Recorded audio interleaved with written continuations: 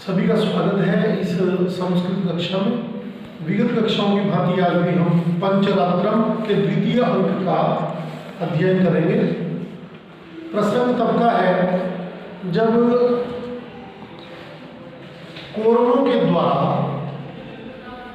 विराटेश्वर के गोग्रहण के लिए, गायों का हरण करने के लिए प्रतिघात कर दिया जाता है, हमला कर दिया जाता है।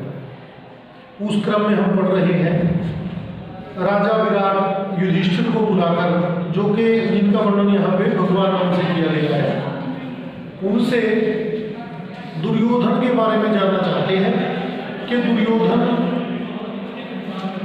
का जो भेद है कि किस ढंग से उसको पराजित किया जाए, अथवा ये जो आसन्न विपदा है, जो ये समस्या, विकट समस्या मोहबाई खड़ी है, इसका प्रतिकार, इसका निवारण कैसे किया जाए।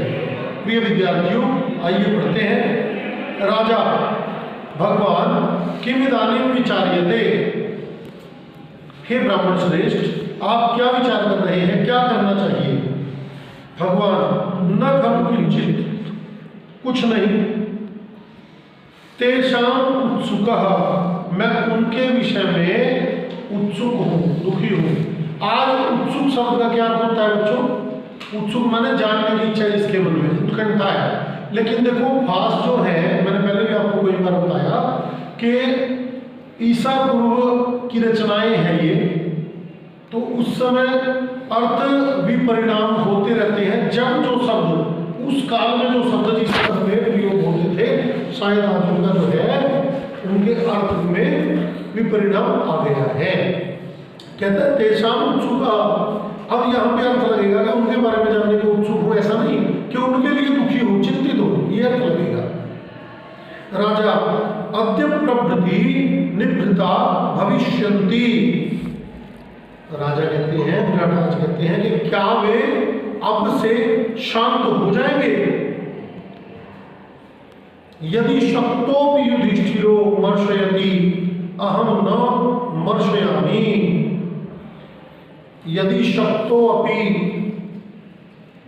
यदि शक्तः अपि इति शक्तोपि, यदि समर्थ युधिष्ठिर उन्हें क्षमा कर देते हैं, छोड़ देते हैं, अहम न मर्शयामि, मैं फिर भी क्षमा नहीं करूंगा।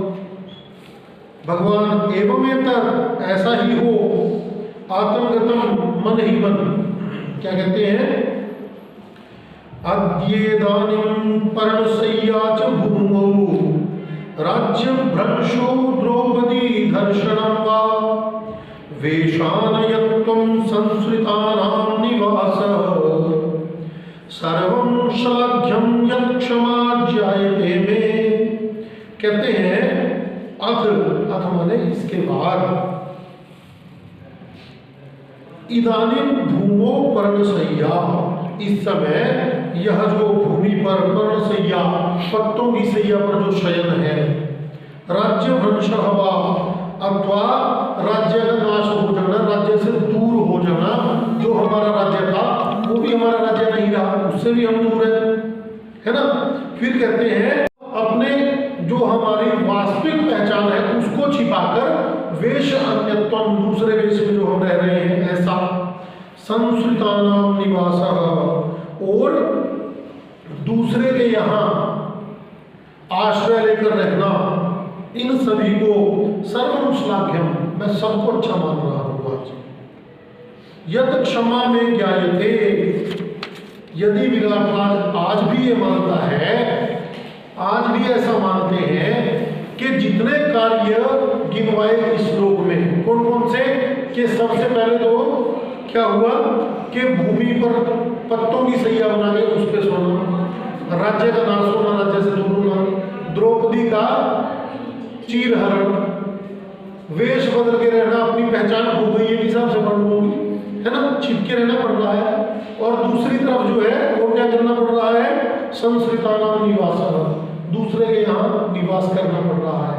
यदि आज भी विराटराज ऐसा मान रहे हैं कि मैंने क्षमा कर दूंगा, तो सर्वश्लाघ्य, तो सारी वस्तुएं जितनी मैंने गिनवाई है, सर्वं श्लाघ्यम अस्ति, वो सब कुछ श्लाघनीय है, प्रशंसनीय है।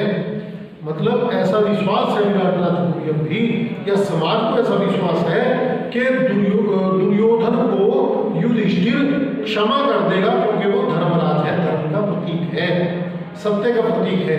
क्षमा शोभते बड़न को चोदन को उत्पात, ये इसी ढंग से तो ये कहानियां बनी है। फिर कहते हैं प्रवेश करके भटा जयतु महाराज, महाराज की जय हो। राजा अथ किम चेष्टते दुर्योधन, दुर्योधन अब क्या प्रयास कर रहा है, वह क्या कर रहा है। भटा न खलु दुर्योधन एवं, केवल दुर्योधन ही नहीं है महाराज, पृथ्व्याम राजा सर्वे प्राप्ता, संपूर्ण भूमंडल के पृथ्वी के राजा हमारे इस राज्य में आ गए हैं, प्राप्त हुए हैं। कौन कौन आए हैं अब बता रहा है इसमें। द्रोणश्च भीष्मश्च जयद्रश्च शल्यो अंगराजः शकुनि कृपश्च तेषां रथोत्कंप चलत्पताकैर् भग्ना ध्वजैरेव वयं नवाणैः।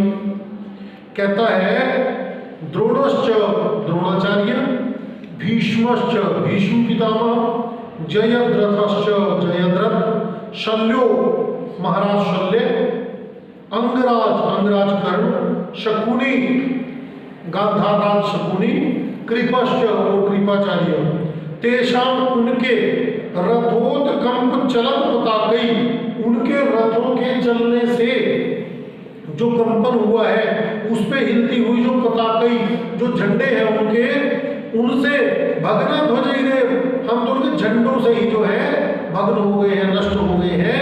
वयम न बाणई, बाणों से नहीं अपितु हम तो उनकी जब पताकें हिलती हैं हम उन्हीं से पराजित हो जाते हैं। मतलब एक डर है मन में, एक डर का भाव है कि इतने बड़े बड़े महारथी युद्ध के लिए आए हुए हैं, अभी बाणों की तो वर्षा हुई ही नहीं, पहले ही हम तो पराजित हुए जा रहे हैं, ऐसा भाव है। राजा उत्थाय कृतांजलि, उठकर कृतांजलि हाथ जोड़कर, कृत माने बना ली है, अंजलि माने इसको अंजलि कहते हो ना आप लोग, अंजुली है ना, ऐसे कृतांजलि करके हाथ जोड़ करके क्या कहते हैं, कथम तत्र भवान गंगेयो भी प्राप्त, क्या स्वयं साक्षात गंगा पुत्र भीष्म पितामह भी आए हैं। भगवान आगम गतम मन ही मन साधु दर्शितेनापि नातिक्रांत समुदाचार। कहते हैं पीड़ित होने पर भी, बोले साधु माने अच्छा है, दर्शितेनापि, ये जो इनके साथ मतलब जो इनके साथ जो है एक साथ लूट हो रही है, वंचना हो रही है या ये पीड़ित किए जा रहे हैं, फिर भी नातिक्रांत समुदाचार, इन्होंने सदाचार को नहीं छोड़ा है, क्योंकि विराटेश्वर जो है वो सब है, पढ़े लिखे हैं, इसलिए जब जैसे ही पता चला कि भीष्म पितामह आए हैं उन्होंने हाथ जोड़ दिए। देखिए ऐसे भाव थे हमारी प्राचीन परंपरा में, वो युद्ध के लिए आए हुए हैं तब भी बड़ों का उतना ही सम्मान कर रहे हैं। आज वाली स्थिति नहीं है कि सम्मान की भावना है ही नहीं, जो शूरवीर होते थे वो शूरवीरों का उतना ही सम्मान करते थे। प्रिय विद्यार्थियों, उसके बाद वो कहते हैं अरे किमर्थम खलु संप्राप्तः गुरूणां गुरुरुत्तमः शंख्यतीर्णः प्रतिजेति स्मारणं क्रियते मम। कहते हैं कुरुणाम, अरे कुरुणाम गुरुरुत्तमः, कुरुओं के, कौरवों के, कुरुवंश के गुरुरुत्तमः, गुरु उत्तमः, जो सर्वश्रेष्ठ है, जो सबसे भारी है, गरिष्ठ है, श्रेष्ठ है, महान है, जो गुरु है, वह किमर्थम संप्राप्त, किस लिए यहाँ आए हैं, क्यों आए हैं यहाँ। शंके, मैं ऐसी शंका करता हूँ, मैं ऐसी चिंता करता हूँ, ऐसा प्रतीत होता है प्रतिज्ञा तीर्णा, हमने अपनी प्रतिज्ञा पूरी कर ली, त्रिपर्वण तरणयों से तीर्णा मना है, तैरना, पार करना, इस अर्थ में कहते हैं शायद हमारी प्रतिज्ञा पूर्ण हो गई है। इति मम स्मारणं क्रियते, और यह बात वह मुझे याद दिलाना चाहते हैं कि तुम्हारा अज्ञातवास पूरा हो गया है। राजा पौत्र यहाँ पर कौन है, प्रवेश करके भटा जय तू महाराज हो, महाराज की जय हो। राजा सूतस्तावद आहुयताम, शीघ्र ही सारथी को बुला लाओ। राजा भटा यदज्ञापयति महाराज, महाराज जैसा आदेश दे निष्क्रांत चला जाता है। सुतः जयतु आयुष्मान, आयुष्मान की जय हो। राजा रथम मानय शीघ्रम में श्लाघ्य प्राप्तो रणातिथि तोपयिष्ये भीष्मं जेष्यामि इत्यमनोरथः।